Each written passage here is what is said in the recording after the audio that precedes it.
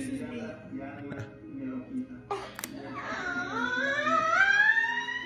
We got a glimpse at how mature Taylor and Clark's relationship is. Shelly planning the date for Ace. Like, I loved to see that. Today, we're going to talk about 3 of the most powerful, healthy moments from Love Island USA Season 7, where healthy communication showed up in real, unexpected ways. When I'm surfing through Love Island content, I notice we always talk about the drama, the chaos, the betrayal, the screaming matches, but in this video, we're doing something a little different.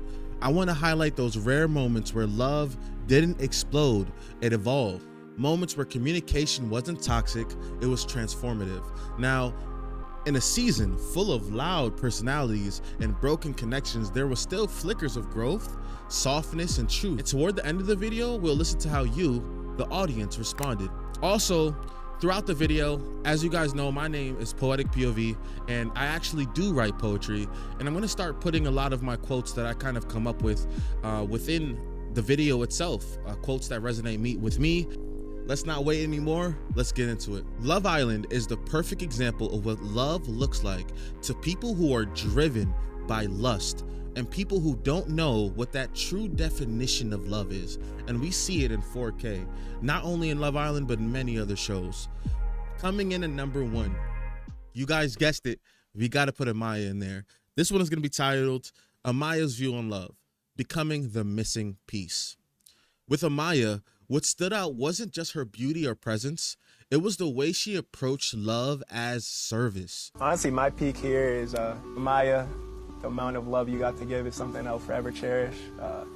We'll see where our road takes us, but I guarantee you it's something long, and I just can't wait to see it and never change. Be unapologetically you. I don't think Amaya believed there was such thing as a perfect partner. To her, love wasn't about checking boxes. It was about becoming what the other person needed in their most vulnerable moments. She embraced the idea of being fluid, adaptive, being that adaptive puzzle piece, someone who could shift, grow, and fill the emotional space her partner didn't know was empty. But that kind of love, that kind of deep, selfless commitment, it requires emotional maturity most people avoid. Because on the flip side, just looking at the negative to it, loving someone that deeply also means being willing to let them go. Amaya showed us that if someone no longer sees your value, if the connection begins to feel one-sided, or if your puzzle piece no longer fits because they're changed, you don't force it. You let them walk away with love, you heal with grace. The quote I'll leave for you is, to love someone deeply is not to possess them, but to become the mirror that shows them who they are, and the silence that honors who they no longer need you to be. Amaya Papaya. I don't want you to think. I don't want you to change anything. I want to meet you for you. Like, Thank you. what they said is what they said, and the cons they said is pros to me. So Yeah. I don't want you to change anything. You're so sweet. For real. It's really refreshing to like hear that, Yeah. you know? Like, okay, finally somebody that gets me in a way. That's why I wanted to like stress to you, like, don't let the shit that was said change you. Yeah. 'Cause someone like me loves that type of shit. You know what I'm you're so saying? sweet. So I don't want you to like feel like you gotta slow down or change up on how you are. Cause like I love someone that's passionate, shows you care. I love how she's just sitting there just taking it in. She's like, yep, that's what I already knew, but now you're confirming it, you know, that she's just taking in. I mean, look at Amaya's smile. I think I also want to touch on the fact that Brian was also very, very patient with her as well. Like Brian coming in and speaking to her, reassuring her, standing up for her in that challenge. I feel like definitely helped her, healed her a lot, you know, and I think she definitely needed that. That was something that Amaya was waiting for. And one thing I also want to point out with the things that I mentioned about Amaya being that active service person, I think as men, like a lot of times, I'm just going to speak from a man's point of view, it could be overwhelming, but it's because we don't know what that looks like. And what I mean is like Amaya comes to you very unconditionally. If she likes you, she's all for you. She's literally, I mean, look at her body language here. Like she's literally directly looking at this guy. Like I'm gonna zoom in on the edits, but like she's directly facing this guy, completely 100% attention, taking in what you're saying. She is commenting, but she's not interrupting. I mean, That's a lot, you know, and a lot of guys, like, I would say in the whole 50-50 dynamic world that we live in, you know, how much of us get that type of attention and reassurance, and how much men are mature enough to be able to handle that type of attentiveness and service. And she kind of overflows your cup, you know. You will never run out of water dealing with Amaya, because your cup is constantly being filled to the point where it's overflown. And I don't mean that, and I guess for some people that's a bad thing, but other people need that, you know. So I definitely appreciate how much Brian took with Amaya. And tell me in the comments what you think. Yeah, I love this moment between Brian and Amaya. Coming in at number 2, drum roll. There you go, girl. You like it? Yeah, come here right now. I need this for rodeo. You need it for rodeo. I need that. I want that. You gotta have Clark and Taylor, what a duo. With these two, it wasn't just chemistry, it was a shift in how they communicated and connected. From the moment Clark entered the villa, her presence was undeniable. What really stood out to me, and I think Taylor as well, was the way she spoke to him. Soft, direct, yet deeply meaningful. There was something in her demeanor that stunned Taylor, literally in his tracks. She didn't rush him, didn't push him to feel anything he wasn't ready for. There was a quiet patience to her that grounded their conversation, allowing Taylor to open up in ways he hadn't with anyone before. We're definitely doing a long distance thing. Like, you know, even if she don't want to, we doing it. So. Clark, are you excited to visit the farm to go on some rodeos? Definitely. Very much yeehaw vibes. Taylor, what are you most excited to show Clark about life on the road? How to show up some horse. That part. Yes. Stop You it. know what? She finna be out there cleaning stalls. I'm not doing that part. I can't do that part. I'm not. I'm looking for it. finna give her this rake. You know, I've seen so many people go to the extent of calling Clark boring. Even outside of the villa, they call Clark boring. I strongly believe that boring in a relationship can be a good thing when it looks like this. Healthy instability oftentimes appears boring to the disturbed. Remember that. Health and stability oftentimes appears boring to the disturbed, right? And let me leave you with this quote with their situation. True connection isn't found in words that fill silence, but in the quiet understanding that neither person needs to speak in order to be heard. A little deep, but I definitely want to lay that on you. But like, I just really like the way she carried herself. It's very unusual for like TV, because, you know, TV thrives on other things, but I really think that they should have been top 3. That's just my personal opinion. What do you guys think about, I know people have their reservations about Clark and Taylor, but without looking at Taylor or Alondra and stuff like that, what do you guys think about the way they communicated, the way they interacted with each other? Would you put them on your top 3 as far as top 3 moments of good, healthy communication? Because I think they had a lot of it, and even outside of the villa. Like the emotions of The communication between Clark and Taylor is just 10 out of 10. I want us to keep doing what we've been doing and just. Oh, wow, I'm impressed. What we got going on. She over here taking notes. Talk about, yeah, I'm impressed. She taking notes. She about to argue with her man in 2 seconds. A few fans are thinking like, oh, well, maybe she should have pursued Jalen more when the time came. Do you think at any point the things could have gone differently as far as you all ending things a little bit sooner? I would say no, because I was really feeling Alondra, you know, and even with the whole her and Jalen situation, I gave her time to, you know, explore Jalen. Like, I wasn't, you know, try to be around 24/7. Like, I let them, you know, explore that. It was just nothing there. Or what they had wasn't as strong as what me and her had. Which says something, because like we did have a strong connection. And, you know, when I met Clark, it was just different. It was like an instant spark, and we had like an instant strong connection. So it was a feeling that I didn't have. So it was like, if I didn't meet Clark or met someone else, like, you know, with Coco, like if it was me and Coco instead, I still would have chosen Landry, you know. But me and Clark just had that connection where it's just like, you know, I have to choose Clark. And Clark, how would you describe your relationship? I feel like every time he says like, I have to choose Clark, she can't help but like smile a little bit. Like, and Clark, how would you look at that smile? Like, she can't help, like, why at some point people were mad that she was even like smirking and then not smirking. Like, You know what I'm saying? Like, would you be mad to get chose? Like, you know? How would you describe your relationship with Elanger? I mean, we see a little bit of it during the show, Good but it seemed question. very cordial. I mean, I guess like at so much time had passed through a few days, even at your last episode, she was kind of cheering y'all on when you finally closed off. How would you describe the relationship between you two as women? I feel like we weren't dealt the best cards as far as like having a super close friendship, but I think we made the best of the situation that we were in. We had to sit down, and I remember her saying like, "Damn, I wanted you to be mean so I could hate you." And we just came to agreement like we both really do like each other as people. And although we are in an awkward situation, like that doesn't mean we have to hate each other. So yeah, I love her. I think she's great. And I would hope she would say the same about me.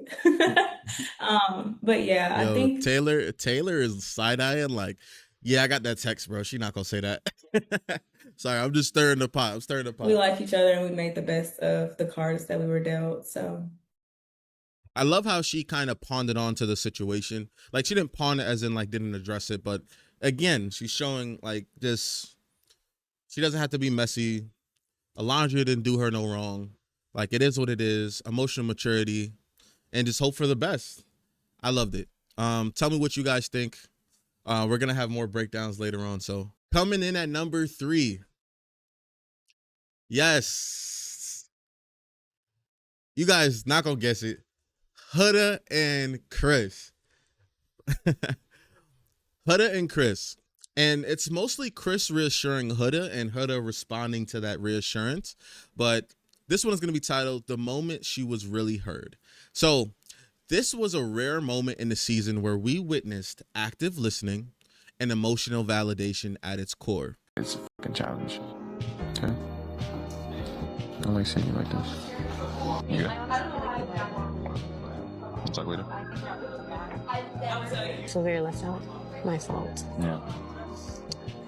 Is there anything you need from me that I can help out with? No.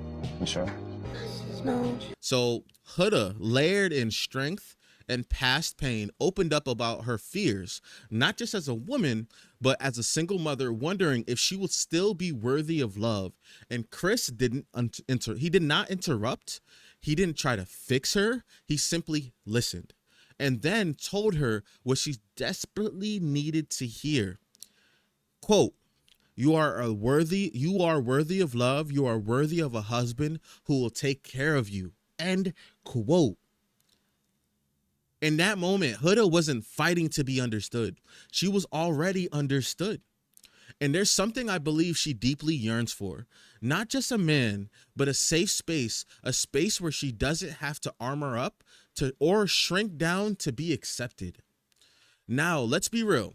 Hua wasn't always her best with Chris or with any of the other Islanders. There were moments where her communication wavered, where her emotions got the better of her. But this scene, this was the growth. This was her unlearning survival mode. Some people say Hua is male-centered, and I pose that to you guys. Tell me in the comments, would you consider Hua male-centered? Technically, right? And maybe there's truth to that. There's nothing inherently wrong with being centered around your partner. Keep in mind, in the right relationship, that kind of devotion can be beautiful and extremely healthy. But when you've only known love through survival and imbalance, being male-centered can turn into self-neglect instead of connection, if you get what I mean. Things didn't work out with Chris. I think that these kinds of moments will stay with her, the kind that teach you what that respect is supposed to feel like. I want to reassure you something. It doesn't bother me that you're a mom. It doesn't? No, not at all. Oh. So I just want to tell you, like, I don't really mind. Thank you. Yeah, That girl's meant everything. I can tell. Do you want kids or no? Yeah, of course. You do? She over here talking about having kids with him. You know, that reassurance, boy. 5 max. 5 max? Yeah, just as long as I get my 2 boys, I'm straight. I still want to have more one day. I definitely want to be married first. I'm so excited that I'm in a new couple with Chris. I was originally interested in him the day we met. Of course, he was with Shelly the whole time, so I just felt like there was no point. But here we are. I think that he's an amazing guy, and I deserve to be happy. This is probably the happiest night that I've had. Really? Yeah, wow. Like I'm really, really happy. Wow. I'm happy That as makes me fuck. feel some type of way. Not in a bad way, but like good. Really? Yeah. I'm excited. Quit playing. I'm so serious. Like, I Wow. am. Yeah. Well, Yeah. I'm glad I can do that for you. That was beautiful. Because when someone gives you space to be seen without judgment, without fear, it changes how you speak. And more importantly, it changes what you accept. Now, I did just do a video on Huda in her interview, and she said a lot. But this is not something that you can change in a day. You know, it's not something that you could change in a day. It's something that she's going to have to sit down with. And as she has more relationships and more connections, that she would really understand the difference between toxicity and what she got with Chris. And she might not want Chris himself, but hopefully she'll learn that, like, holy crap, like when I was about to explode, like Chris kind of sat down and listened to me. Like, you know, there was actually silence for once. Like, you know, I think those type of things, you know, sometimes you don't realize something is good until you experience it, you know? This is the quote I want to leave with you. When you live your life fighting to be heard, people can feel unfamiliar. But sometimes the most radical form of healing is learning how to speak without raising your voice. Being heard is not about volume, it's about safety. And some of us were taught to scream just to be seen. Healing is when you speak softly and someone leans in anyway. So, kind of a long little thing, but I definitely wanted to highlight just the dynamic that I truly think that whether Chris was there for whatever reason and Huda was there for whatever reason, put that all aside, I think this dynamic had to happen for Huda in a sense of like, sometimes you need something healthy to understand that you're the problem. Now let's take a look at everyone else's opinion and see how they kind of digested Love Island, throughout Love Island, and even after Love Island. So let's take a look. Something positive that I do want to say about Huda, because I know I've made a couple videos criticizing her and criticizing some of her actions, is that I really do appreciate her authenticity. I don't agree with a lot of the decisions that she's made. I feel like 90% of them, I feel like I have my thoughts on. But one thing I will say is that I really do appreciate that she's making the decisions that she wants to make. I don't feel like she's making decisions based off of what America is thinking. I feel like a lot of the choices that she has made is based off of how she was feeling and what she wanted to go off of. And I think, honestly, that's a positive. I think for a lot of other people in the villa, a lot of them seem like they're a little too worried about what America thinks, what the world is going to think, the criticism, the critiques. I appreciate authenticity more than anything, especially in reality television. And I genuinely feel like Huda has been authentic to who she is. Do I think Huda knows who she is? No. But I think she's authentic to at least how she feels. I think that's a better way to say it. And I appreciate that. I appreciate that she has put herself on the line. When she was crying in that hallway, I said, yeah, baby girl's going through it. And you know what? I appreciate that she was just open enough to just let us see that, let us see who she really is, and just get down and dirty. Because everybody else on this villa, outside of Amaya, it doesn't really seem like they really want to do that for us. I do also want to point out that I think that this is like the reformed Huda. Like, imagine we knew her. This is her at like 24, 25. Imagine her at like 19. I feel like there was a lot of times where she would stare off in space. Like, she was just imagining how she would have crashed out back in the days. You know what I mean? And this is like growth. So we got to give her another 4 years to really grow from all the stuff that happened, you know? I want to preface this by saying that I know we are only seeing edited clips and these are real people, so absolutely no hate towards them, but I want to dissect the conversation between Huda and Chris in their date because I think it says a lot about communication. I wanted to ask you, I know that there were things that were bothering you and you didn't want to tell me. And I would love if you would just tell me so that I know. Okay. Well, for one, Audio's not that good, but let's try to make it through it. I think communication, just when it comes to us not, I don't want to say not us liking something because we're getting to know each other, so we should point out what we do and do not like about a person. Yeah. So hold on, let's back up real quick. Chris hears this and sees Huda being receptive. Okay, I'm gonna follow her lead in this TikTok. I don't want to say not us liking something because we're getting to know each other, so we should point out what we do and do not like about a person. Yeah. But Huda interrupts, and maybe it's just the way that she's used to communicating, and maybe it hasn't been an issue for her. However, this is one of the things that Chris does not like, and it might tell him, and she is not receptive, actually. I think you should. I know we had talked about you not feeling comfortable kissing in public or around your friends. there was no respect on my end as far as like listening to what I was trying to say. And then she's about to interrupt again. There was no respect on my end, he quotes. Although he is trying to communicate how he felt in that interaction, Huda hears you disrespected me, which could feel like an attack. And then also last night, I don't play with my sleep. Then for you to not really understand where I was coming from with that and still try to. Chat, by the way, I heard they only get 2 hours. They had only 2 hours to sleep. Just saying, you ever seen if the roles were reversed, you want to wake your girl up with only 2 hours of sleep, she's going to bite your head off. Anyway, although communication by Chris could have been worded better, he is still trying to say he did not appreciate how Huda approached him and how she continued to push his boundary after he said, I want to sleep. I don't want to be tired tomorrow. Be pushy and then like catch your attitude about it after. Kind of hit me a little bit. And then you telling me, oh, well, if you don't talk to me right now. Huda hears something different, though. Huda hears something different, though, and probably feels attacked because she sees it as her initiating intimacy and wanted to connect with him and being rejected. So she isn't hearing that Chris didn't appreciate that crossing of boundary. She hears another rejection of her wants. Wow, she's cooking. She's cooking. I'm not going to talk to you all day tomorrow. You have 3 seconds and you count down 3, 2, 1. I know you're awake, that's why. But still. I knew you were awake. Quote, as in she feels like Chris was rejecting her purposefully. Yo, that's crazy because when you look at it from the lens of rejection, like I will say, don't kill me in the comments, but you know, women, generally speaking, oftentimes deal with rejection bad only because, you know, generally speaking, you know, they get the option to reject and they don't often get rejected, especially like a girl like Huda. She's gorgeous. You know what I mean? She's an Instagram model, whatever.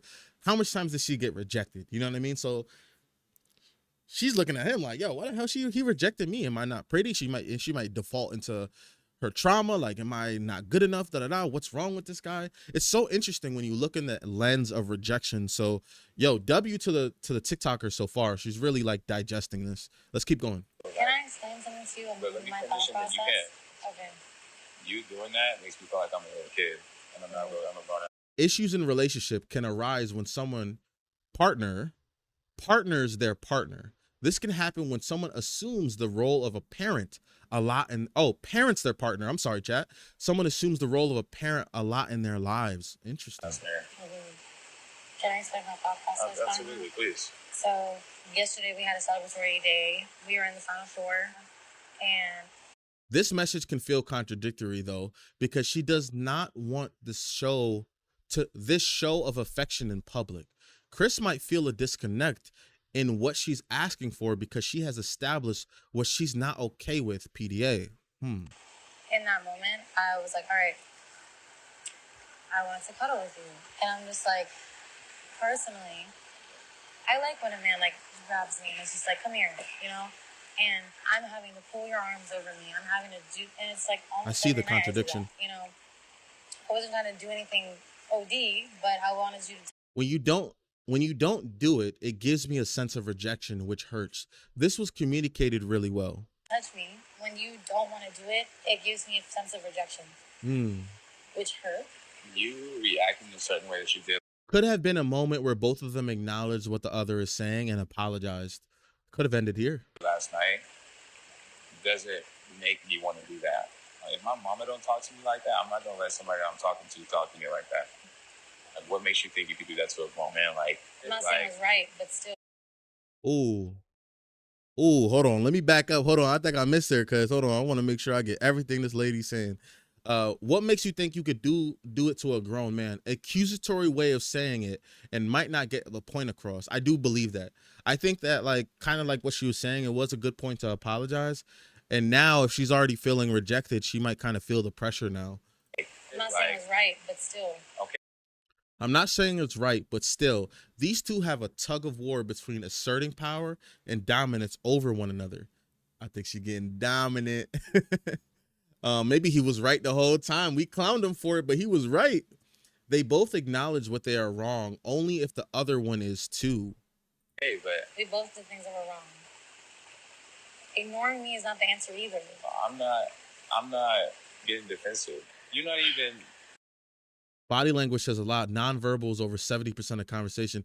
I did find it alarming when Chris pointed this out, and I think it's about to happen right now in a couple seconds. But I don't even think Huda was ready to get called out for it. Like, I really think Chris kept Huda on her toes. Like, Huda probably was there sitting like, wait, like, I didn't even know this was a bad thing. Like, I think Chris was so well ahead of her communication style wise that, like, that's why I really think that later on she's gonna remember these moments and kind of be a better lover later on.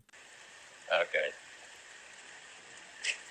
And see, and this is why I pick my battles, because of. At this point, they are both guarded and standing on ground. Their reactions are feeding the patterns they've been struggling with since they started. This is a good example of how communication issues can instill cycles within a relationship. Reactions like this, there's that same repeating issue. I don't appreciate that. I haven't reacted not one time like how you are. I'm just sighing right now because it's like the hand on The passive aggression. Okay. I do want to insert that, like, I think dealing with someone like Huda, like, yo, he grabbed a bottle now, can be exhausting. And I think Chris right now is exhausted. I do feel like Chris has the capacity to unarm her, but he's deliberately choosing not to because he's, like, kind of done, you know? It's the show is exhausting. This is exhausting. I could have seen this relationship going longer outside of the villa, but, like, on a show, so exhausting. You know, cut the camera. But I do think that, like, Huda, in order to be disarmed, she has to constantly be disarmed first in order for her to have a valuable conversation. You know, that's just my opinion. Like, right now, if Chris kind of just ate the L, then eventually Huda will be able to eat hers. Like, that's kind of how she goes, you know? See, I just don't appreciate some of the reactions that you give. It's just like, I don't get the fuck. I've given you the reassurance of me wanting to do this on the outside world, but I'm not getting it from you, which makes me feel like I know where you're leaning towards. She's tired. So this also affirms in Huda that Chris isn't going to initiate by saying, tell me what you want to do. She might see it as having to initiate again. Like I said, tell me what you want to do, and we can go about it the right way. moving forward in the outside world. There's no more time in here to figure this out. Oh man. We're not exclusive.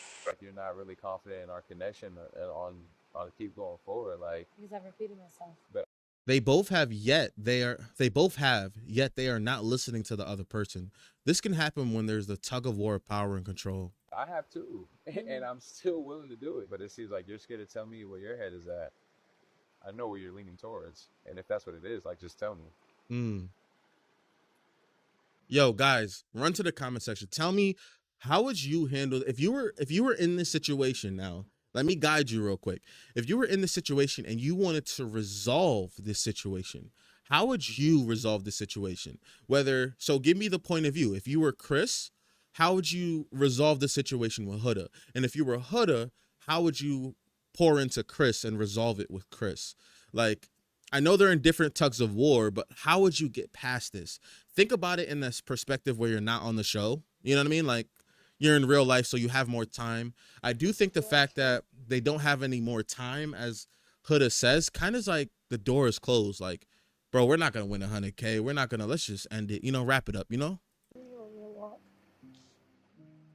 Why are you crying? This is hard. She made you a decision. No. Chris is detached, which can come across as a lack of empathy. Like watching the water.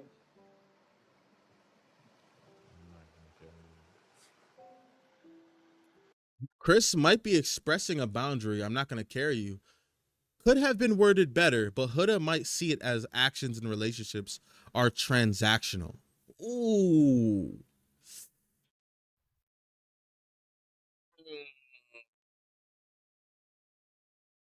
Damn. The reason why that hit me so hard is because I feel like, as a man, I feel like if I critique myself, I feel like there were times where I did this as well. I'm just trying to look at my own past and be accountable for myself. And, you know, I never thought of it as like the way it's put right now, that you know, a woman can see this as our relationship is transactional, you know, because like if I was Chris, I would have felt kind of similar. Like, okay, it's F me. I think most people would. Like, if it's screw me, it's like, okay, screw me, goddamn. You know what I mean? Like, I'm not gonna keep giving, I'm not gonna keep feeding something that's ready to die, so to speak, right? But then if there is a slither of hope, the other person feels overwhelmed. They feel like they're rejected. They feel like they're giving, even though they might not be, whatever the case may be. But I don't know. It just kind of settled with me that sometimes it could be perceived as our relationship is transactional when it's not. I really wonder how you kind of curve that in a heated moment like this, you know? This is some of the work that happens in couples therapy. It's the communication. What is it that both people are saying? And so I think it's a really good example of how things can get mixed up in the end, and how when we're living through certain emotions, we only hear what's affirming that in ourselves.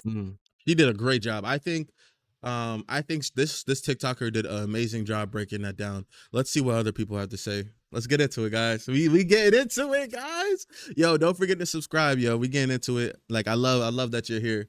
But what really stuck out to me was Shelly planning the date for Ace. Mm. Like, I loved to see that. And I think in the real world, in dating and in relationships, it's like, you know, you're going to probably match with someone that has a different love language, or you'll get into a situation where someone has different likes than you, different passions, obviously. I feel like that was such a great example of how you, even if something doesn't come second nature to you, you make an exception and you put in effort, fellas, effort. And you make it happen because it's important to the other person.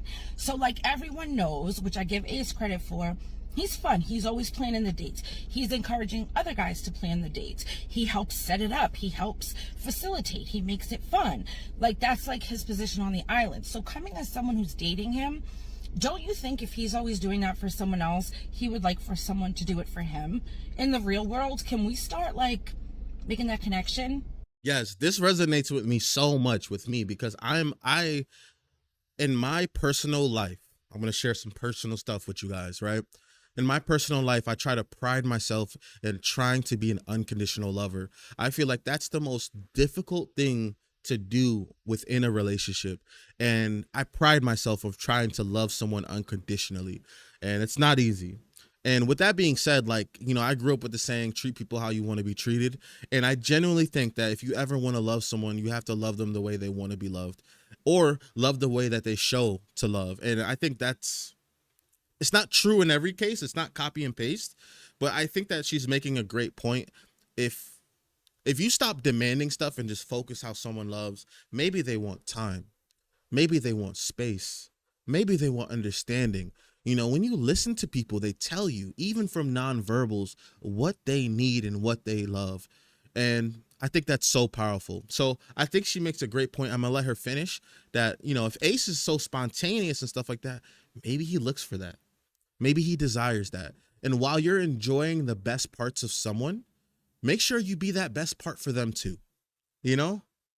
Maybe you should send this to your partner so they can hear me talk about it. You feel me? Like maybe your partner needs a little, you know, a little boost to be a better partner, you know, but we all need that. We are human. We're all humans. Single fellas, single ladies here.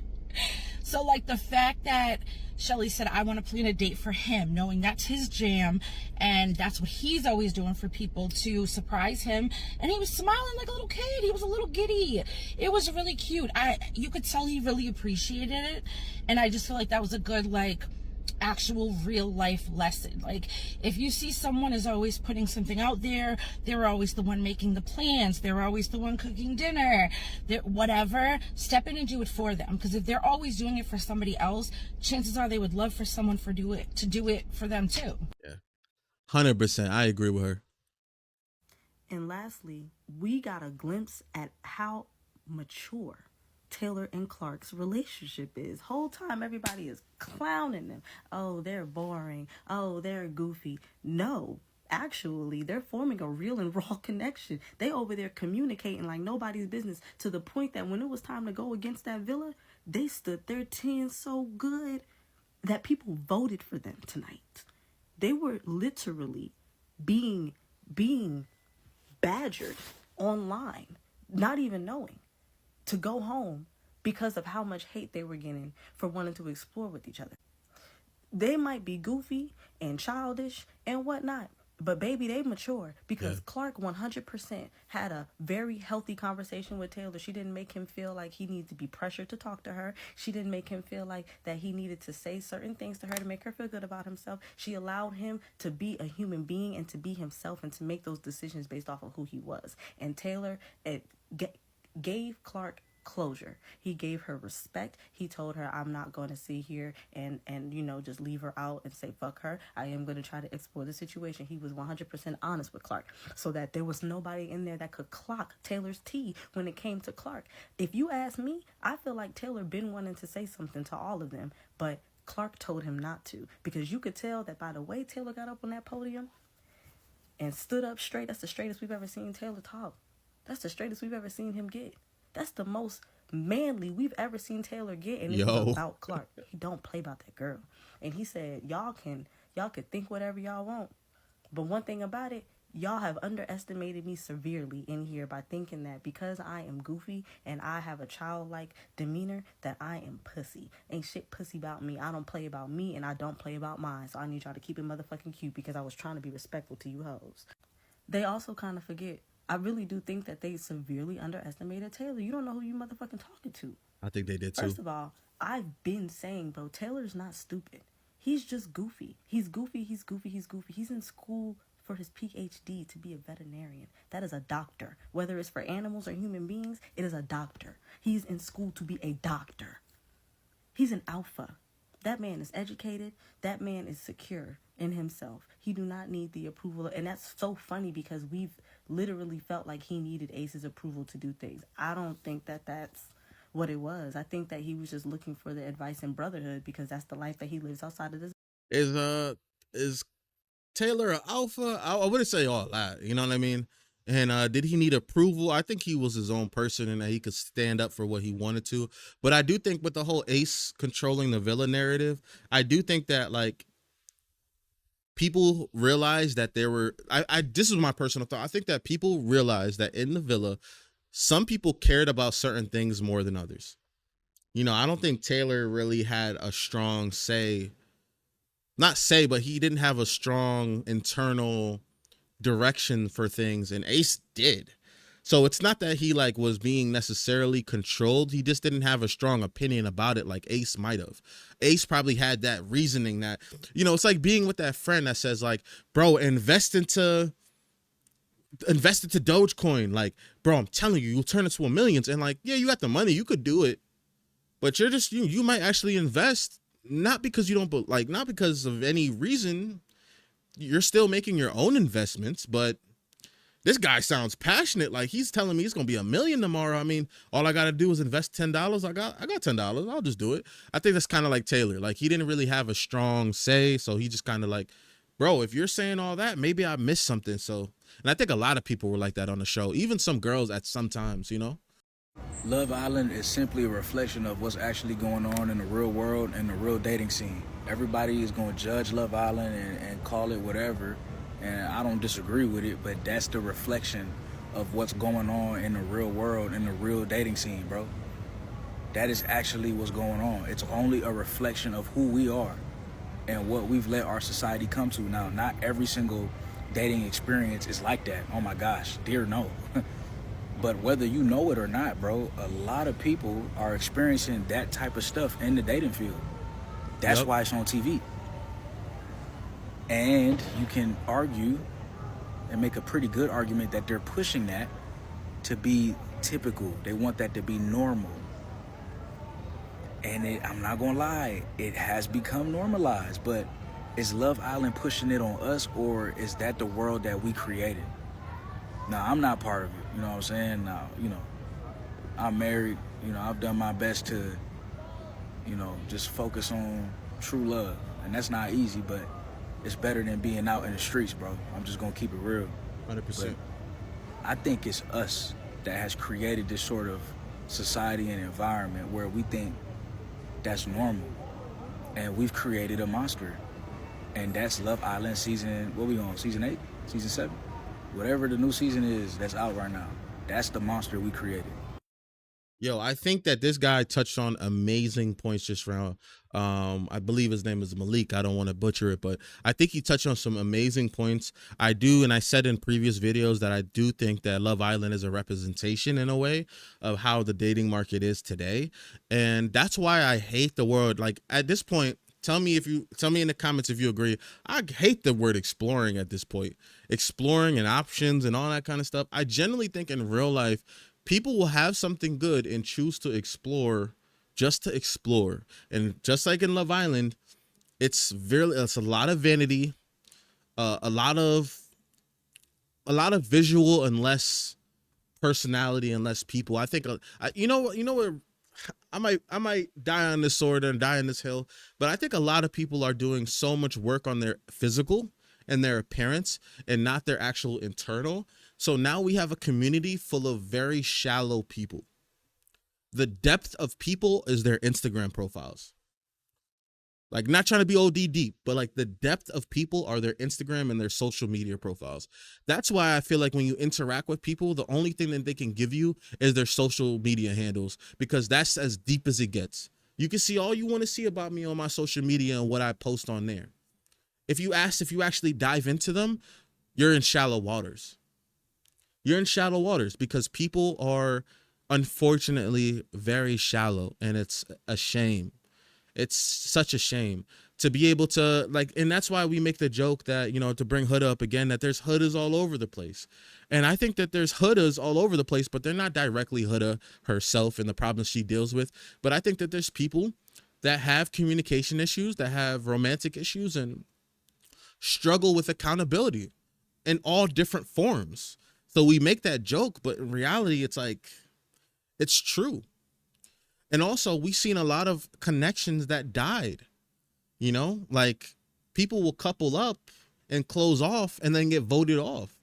But like, that's just the show.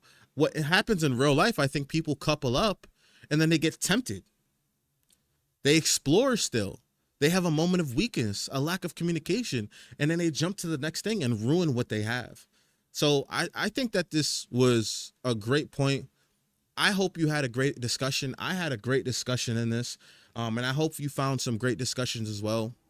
Let me know what you think in the comments below, and definitely hit that subscribe.